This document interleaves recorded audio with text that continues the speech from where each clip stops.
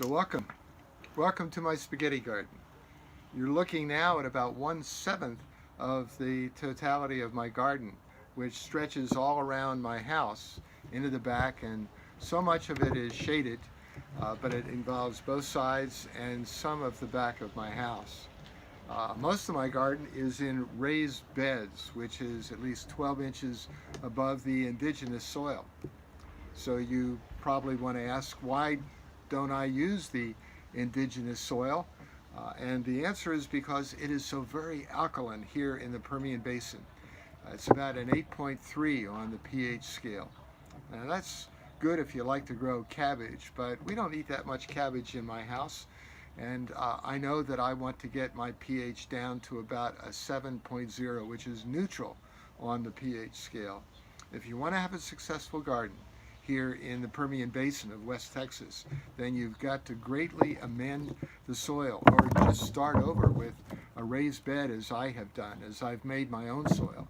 Most of my soil, at least 1/3 of it, is compost every year, which I make for free. I make nearly 7 cubic yards of compost each year, which I spread over my garden uh, about every December of the year. Now that's one of the secrets of growing a successful garden in West Texas. Now another secret is starting as early as you can. Don't wait until April when the almanac says it's probably safe from frost. Start earlier, much earlier. Cover your plants on cold nights. Behind me you'll see some rolled up tarp, plastic tarp, which is one of the ways that I cover my plants, especially my tomatoes, which I transplant in early February every year. I've already harvested over 600 tomatoes, while most people here in Texas presently have just planted their tomatoes and they're just starting to see them set fruit. Most of that set fruit will grow into good ripe tomatoes, but setting fruit doesn't take place that much longer. So those who waited till April aren't going to have much of a yield or a harvest. Now another secret for successful gardening here is using rainwater and harvesting rainwater. I have tanks that can hold and harvest about 4,000 gallons. That's the best way to water your plants. City water and most water from wells here in West Texas is not very good. It's very salty, it's very alkaline. So as I harvest rainwater, when I run out of rainwater, only then will I use the awful city water. Our water is contaminated with chlorine, lead, sodium, fluoride, selenium, and even arsenic. So try to use mostly rainwater. Now another secret of gardening here in West Texas is mulching. I use about 2 to 3 inches of mulch around most of my larger plants in order to keep the temperature down, the moisture level up, the weeds down, and increase the nutrients of my soil.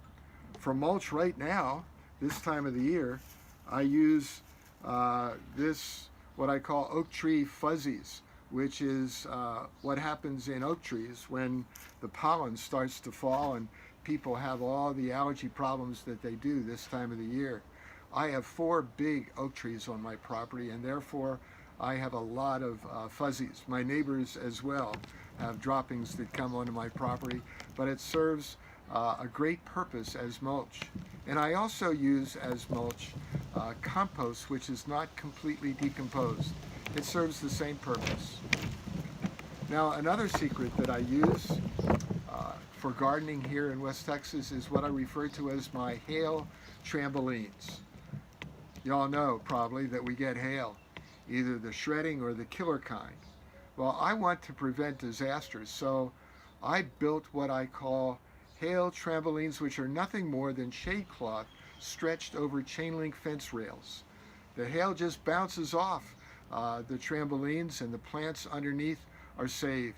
I have them about 6 feet high, therefore they are above the plants. Now, you may ask, what do I grow in my spaghetti garden? Well, 5 of the 7 ingredients for my spaghetti sauce grow in my garden. First of all, tomatoes.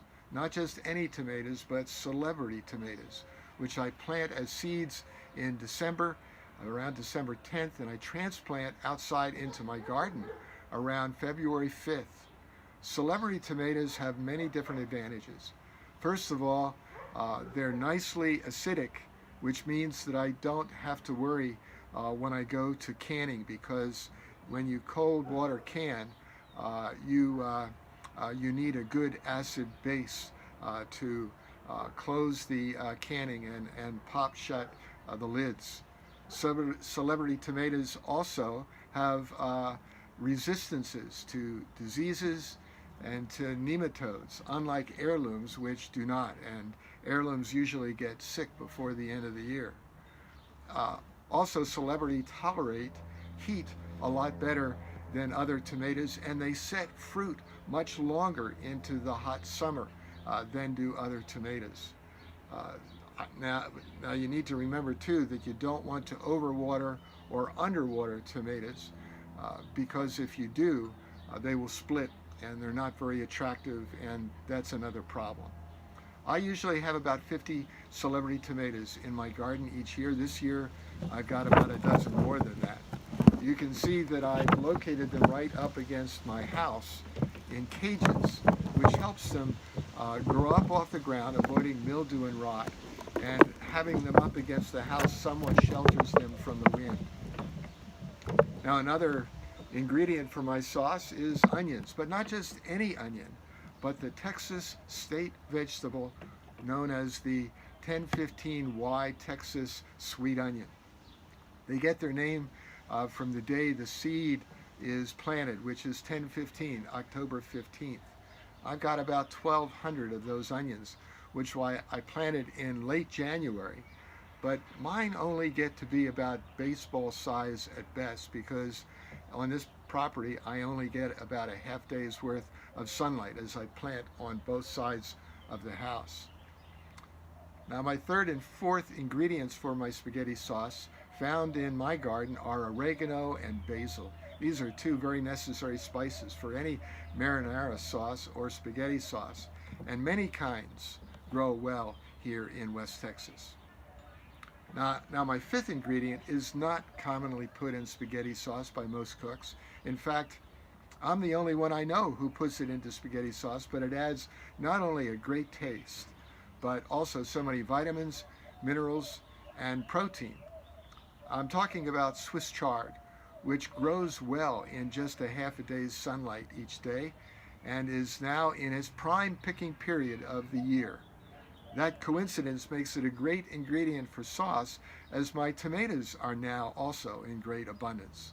I just harvest about 20% of each plant every 3 or 4 days, which means 1 or 2 of the leaves, as it continues to yield for about 3 months.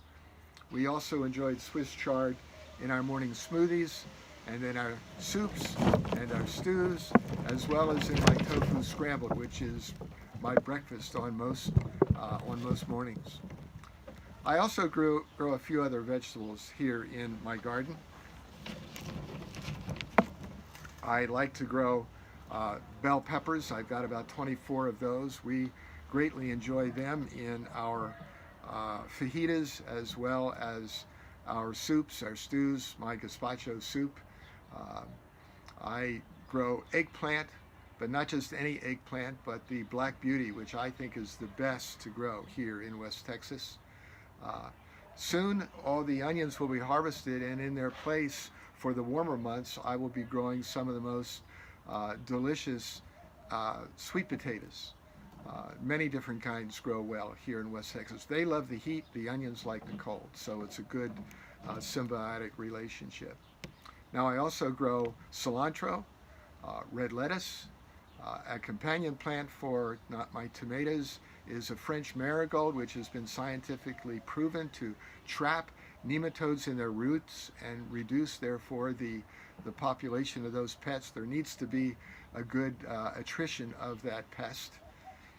Now, 2 other ingredients for my sauce that I do not grow are mushrooms and garlic.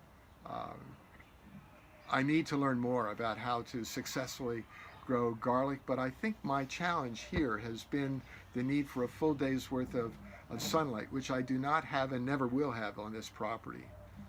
So, now you have been introduced to my spaghetti garden and to some of my strategies and tactics for an abundant yield. And soon, I will show you how to transform it not only into a good sauce, but a great sauce. Delicious, nutritious, and I think addictive. My kitchen is waiting.